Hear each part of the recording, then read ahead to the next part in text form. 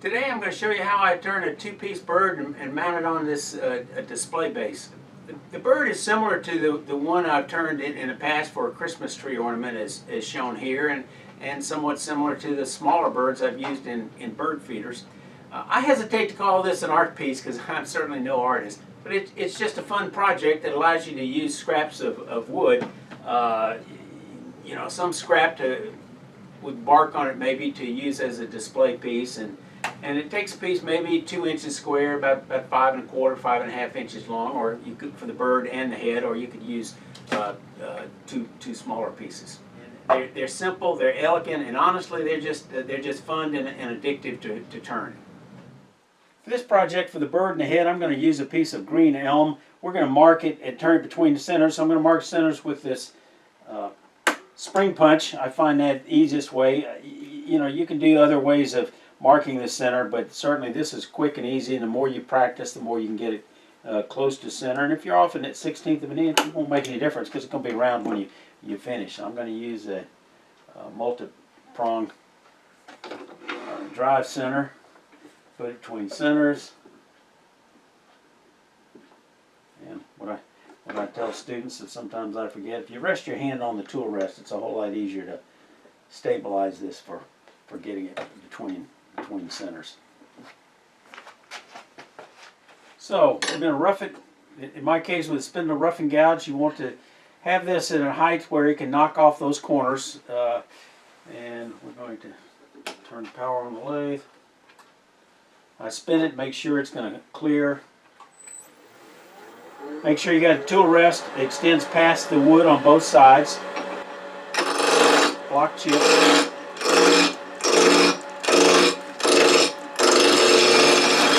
You've seen my videos before, you've seen me rough this around, so I'm going to not spend much time on that, and I'll do fast forward on that. See up,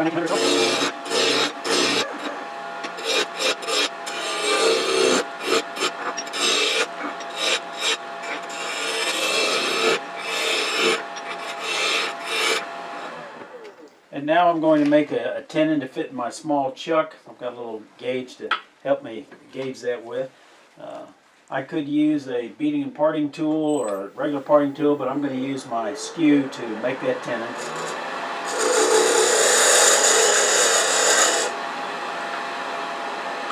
That's about right. So I make sure for my particular chuck I've got a parallel tenon with clean shoulder. Pull that back.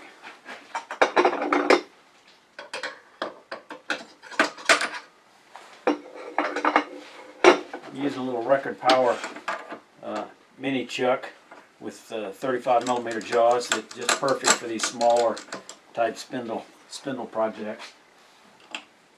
Now because this extends out a ways, there's a certain amount of leverage. I'm going to go ahead and support this with the live center. And first thing I'm going to do is turn the body. So I'm going to mark a little area of waste here to get rid of any damage from the live center. We're going to make this about 3 1/2 inches body, about 3 1/2 inches long.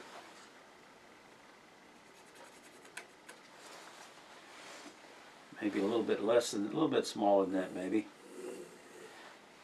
So in metric, somewhere around close to 90 inches, 90mm long and about 40mm wide. And we're going to start shaping it.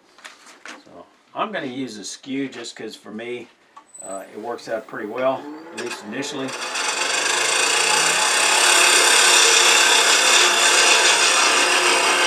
Just get rid of some of the waste. I'm going to make the tail on this end. I find that easier for me. In using the skew, I find I have to raise the tool rest just a little bit, because although this has a 40mm total bevel, included bevel, it's only 20mm on one side, so you've got to raise the tool rest a little higher than you would with, say, a 40mm bevel. So I'm going to first make a V where I'm going to end this.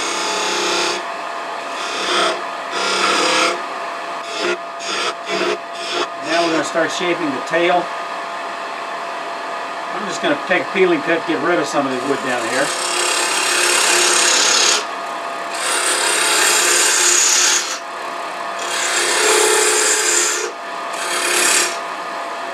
Just bulk wood removal.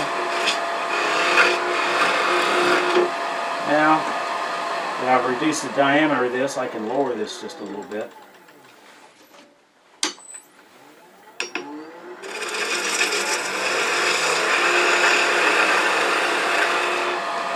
Start rounding over the body. Now, this is more than 1.5 inch.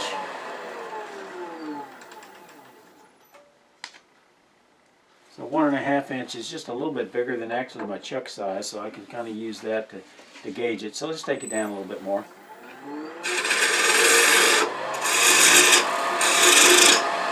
Now we're just going to round over the body.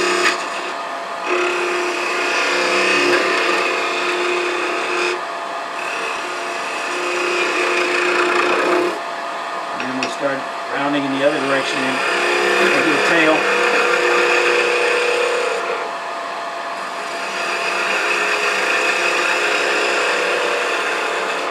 And if you feel more comfortable with a spindle gouge, use a spindle gouge. Put my finger on it to turn in the direction of the way my finger points.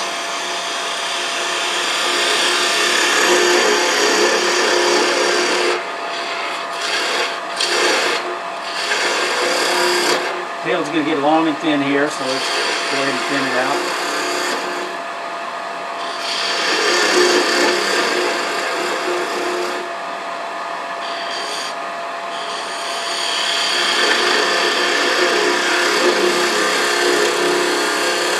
Yeah, fix it with that.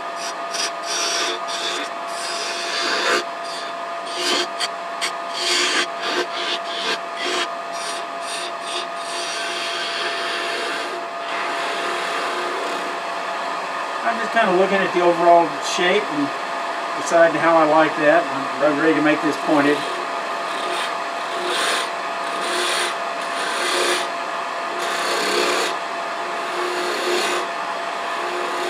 Before I release this, I need to probably give this a little bit of sanding.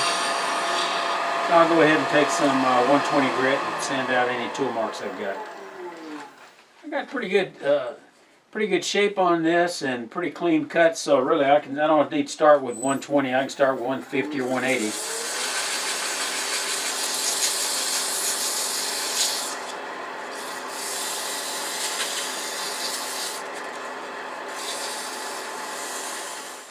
I'm going to go ahead and remove this scrap with the skew, make a little bit of a point.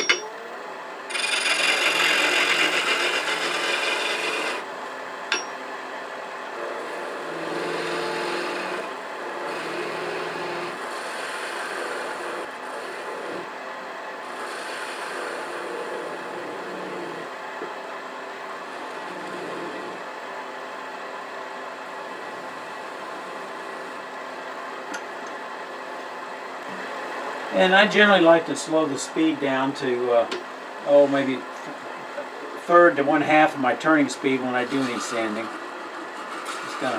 Don't want this too sharp here on the tail. And now I'm going to part it off. You could do that with a spindle gouge. You need to make a bigger V to get in there. I'm just going to use a skew to make a V cut because to me that's the easiest way to do it. But there's more than one way to skin a cat.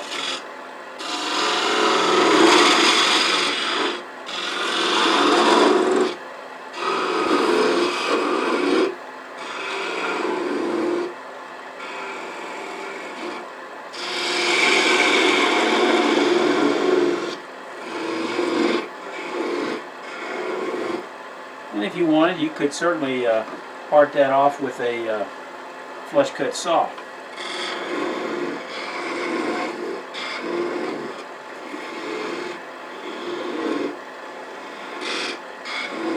You are using a skew.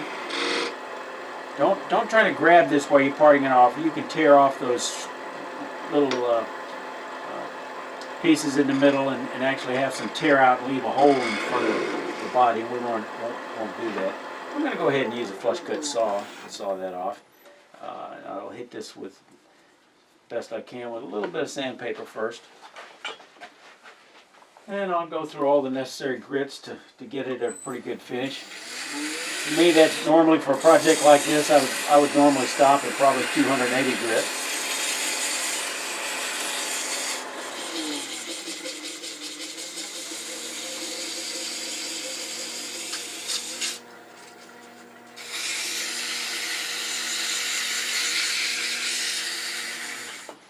So we're going to use a flush cut saw, full cut.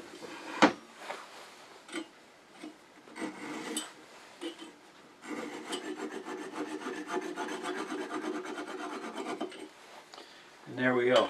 We got some rough edges here, and I'll show you how I'm going to sand that off when we do the head, because I'll sand them both the same way, so keep watching for that.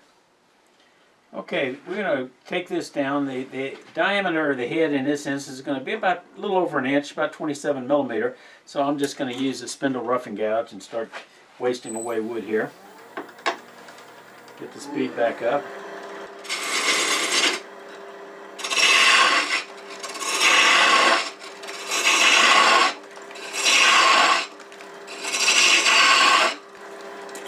And we'll do a spot check. That looks pretty close. Now I'm going to rotate this up on its edge like this. If you've got it sharp and straight across, you can make this cut.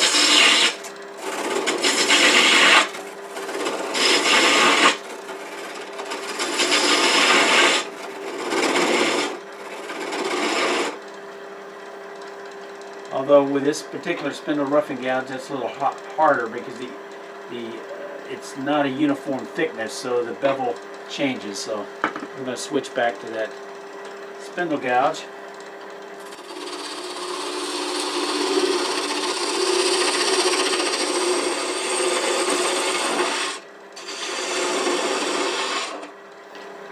And we're going to start taking that tail, the beak in this case, not the tail.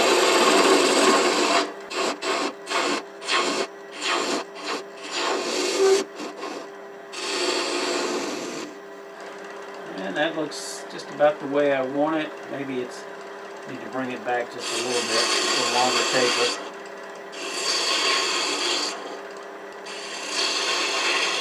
I want a uniform taper on that beak.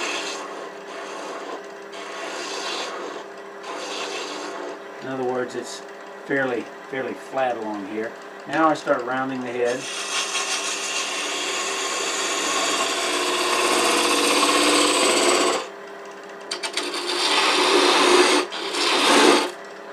I'm going to resort to the skew to make that V-cut.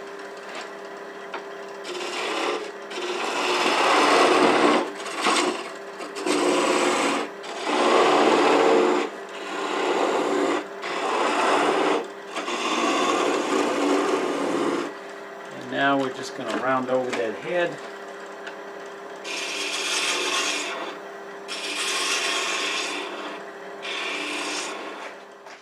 I want to show you my hand movements on this. As I mentioned before, it's like turning a bead, and on the right hand side I like to have my my finger along the top of the handle, and I'm just going to round over this head a little bit. Engage and bring it around, bring it around, bring it around. Trying to get rid of any tool marks there. Now for the left hand side of the bead, I put my finger along the right hand side, and then I just follow it around.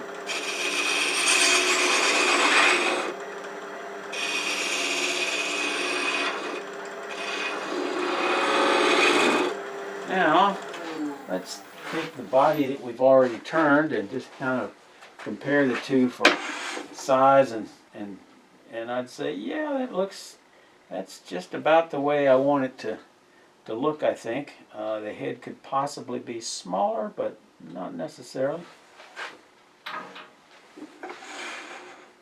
So now I just got to cut deeper here with the skew.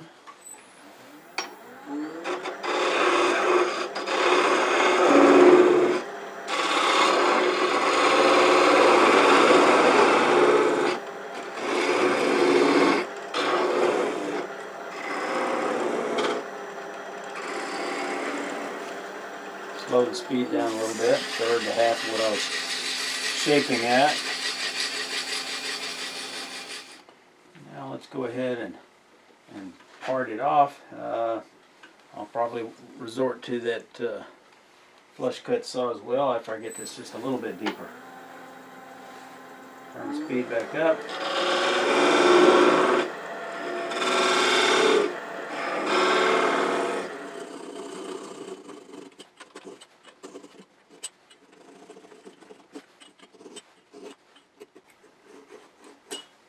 And there we go. Now I've got a little bit of a flat, a few little edges there. So let me show you how we're going to fix that. Okay, you got multiple sanding options. One, you can try to cut this away a little of these sharp edges with a pocket knife and hand sand. That's pretty laborious. You could use a power sander like this, but I find it difficult to control for something like this. What I find the easiest is to mount that sanding mandrel onto your spindle. I'm using a Collet chuck with a collet that matches that spindle, and that way you can use this with two hands.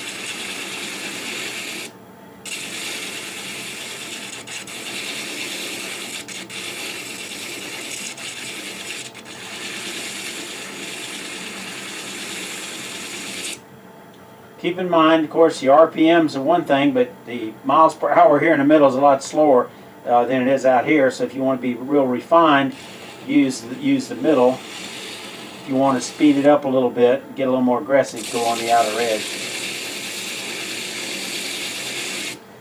And then change to a different grip.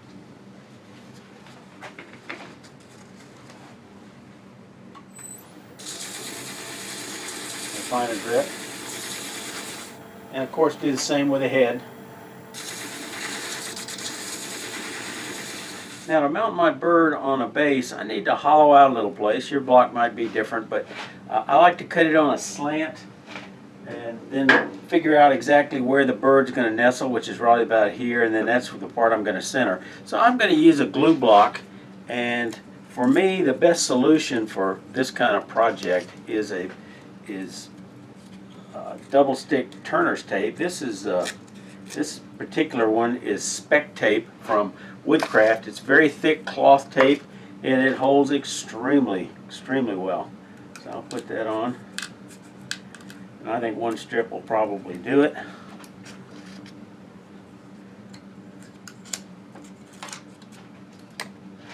And I've got to figure out how to hold this on there. Let's see, so I want it right there. That's going to be about the center. And then I need to put it under some pressure, which I didn't really think about, but I'll just use my cone center, I think, and that'll work just fine. And that'll actually show me exactly where I need to hollow this thing out. And I hope I got it the right spot. I think it's not bad. That'll probably be good. And I'm just going to round out a little spot there for the bird. So you got to let this tape sit up for about 10 minutes for its best hold. Make sure it clears.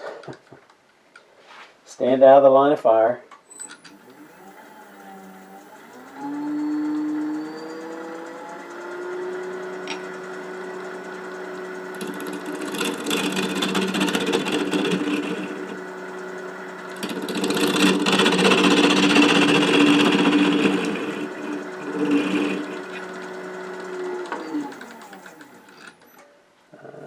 I think I want to make it just a little bit bigger than that.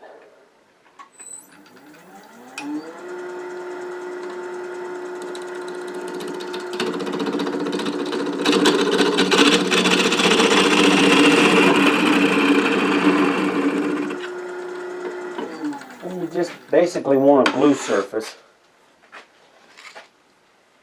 and that will work out very nicely. Now releasing something from the tape sometimes can be a challenge, but because of this overhang I think I've got some leverage. But on the glue block I like to turn a soft edge, so if I have to I can get my skew or a chisel or knife easily between the blank and the edge of the glue block. But I think this I can just Well, pulled it out of the chuck. It's alright. Anyhow, you can see what it's looking like. Let's see if I can just pull it apart here. Not easily. So let's put it back in the chuck, tighten it up, so give me another pair of hands here.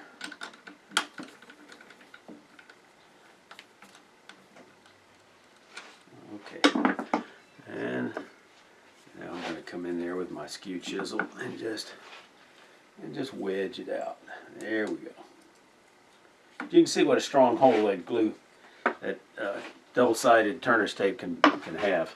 One piece. All right, now it's time to assemble our bird. Let me show you a few assembly tricks. First of all, when you've got your bird, you want to look at your grain orientation and say which side looks the best for the wing. Do you want the rings here, or do you want having it flowing around this way? You choose. Next thing you got to do is you got to decide the same thing on the bird head. Do you want it round, like maybe kind of resembles eyes, or do you like some other grain pattern? Next, you've got to kind of look to see how you want to mount it. You've got to have a flat surface, so you can't glue that because there's not enough glue surface with any kind of glue that'll hold it. So there's a couple of techniques for doing that. I find the easiest one for me, I want to kind of mark what that orientation is. Again, let's get the grain right. And just kind of mark about where they're going to join. And that looks good. And again, come back here. And do you want the head turned down? Do you want it turned up? Of course, you can swivel it once you get the flats, but I want it up just a little bit. So I think about that orientation is going to be right about there. Now, the easiest way for me to do this that I found is to use a Dremel with a drum on it to kind of do flats.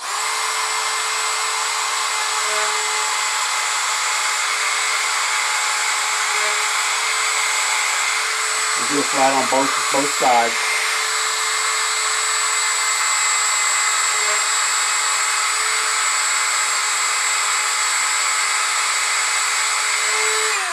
Like so. You just have to have two flat areas coming together where you've got enough glue surface for it to, you know, be permanent. But sometimes this won't give you the flattest surface, but it'll get you close. And then I find that putting some 120 on a piece of MDF and put that flat on there and stroking it a few times, you can actually get it a little bit flatter, a little more glue surface. Do that on the top and the body and the head. You'll feel it where the two come together. Okay, that's one technique. The other technique is you take the body and you drill a hole in it. Not a big hole. Again, we're going to look for that orientation. And I find if you take a large block of pine, drill a few holes, you know, it'll make it very stable as you try to drill those holes. So let's kind of look for the orientation on this one. Let's get another head here. I think I want to put it right about there. And again, having a large Forstner bit hole, maybe 1 inch or so, just allows it a little easier for you to stabilize it and hold it. And then you can do this with an electric drill. I also find it helpful, once I've got it marked, to come back with a awl to make a little bit of indentation for that drill bit to go into. And you're not going to drill very deep because you're just trying to get a flat area there. So let's put those two together. Okay. And get that. Try to find out how to best hold it. There we go. Alright, I think that'll do it. Ah, my battery died. Alright, fresh battery. Okay, you don't need to get it too deep, but you want to kind of get it squared up with the surface of the wood.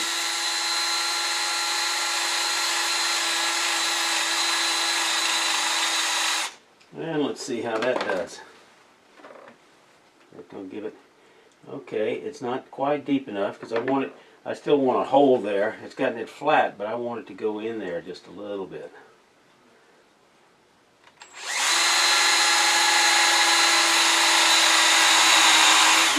just not drilling by hand very well. I guess my bit must be duller than dirt. Let's keep at it. Wow. Alright, I'm going to sharpen this drill bit and come back. Alright, going to use a smaller drill bit to get out some of that wood out of the middle.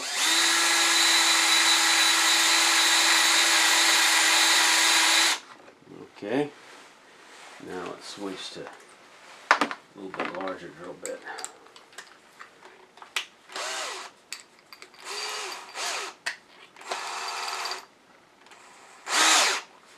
Alright, here's the drill bit I sharpened. Unfortunately, now that I've lost contact with the bottom, this thing's not going to register very well. Let's see what happens. Oh, that's the wrong bit.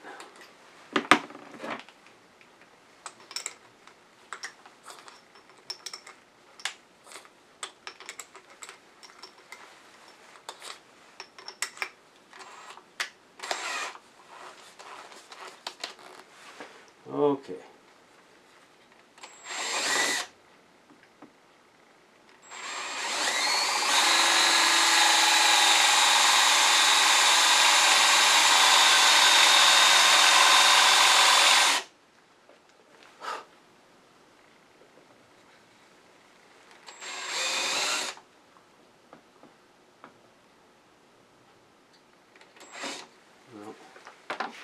Well, I've had good success with this technique in the past, but sure not working for me today. So I've taken a little carving tool and just kind of carved out a little bit on the inside of where I've drilled.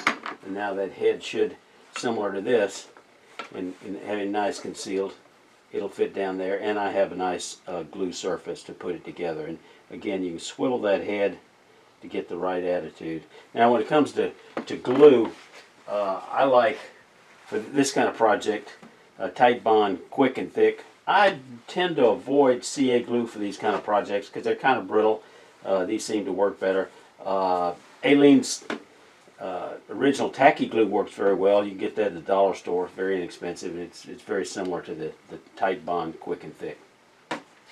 Now, there are occasions when I want to reinforce that connection even more, and by drilling a small hole on the top and the bottom, and putting a little reinforcing pin out of bamboo skewers. I keep small and larger bamboo skewers that work great for those kind of pins. And I also use that technique for pinning the bird to the base, as I'll show you in a moment.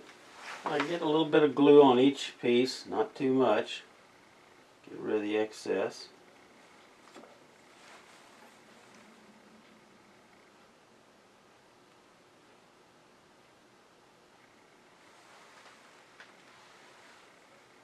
And then just put the two together. Do a little twisting. Figure out what that orientation is going to be. Like that. And then again, these, well, that didn't work, but sometimes these glue blocks will help you, or the drill hole blocks will help you set this up, but in this case, obviously, that didn't work. Let's put just a drop of CA glue to help tack it together.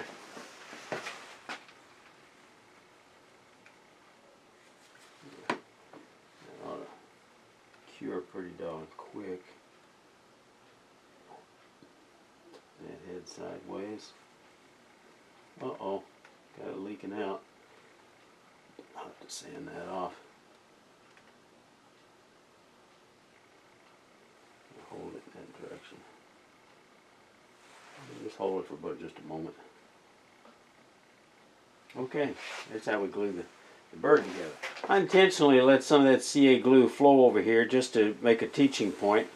And if you believe that, I've got a bridge to sell you. But the point is, when you're using CA that could spill over, it pays to seal the wood. A little spray shellac, a little friction shellac, so you don't get this stain, because these kinds of stains sometimes can be very difficult to sand out because the thin CA glue will penetrate that wood. For many of these projects where you are joining pieces of wood that might be fragile, it's not a bad idea sometimes to put a peg in it. So I marked the hole, and I picked a drill bit that matches matches the hole this fits in, which happens in this case be 7/64 of an inch. And we're going to, again, always use the awl to kind of mark where that drill bit's going to go so it doesn't wander on you. And it doesn't have to go very deep, but you just want enough to have that pin. Okay, now I'm just going to stick this in here like that. See about how far it is. Pin, like I say, pin doesn't have to be very long. Cut it off with a pair of pliers. Think about where it's going to go. It's going to go right in the center here, just about straight up and down.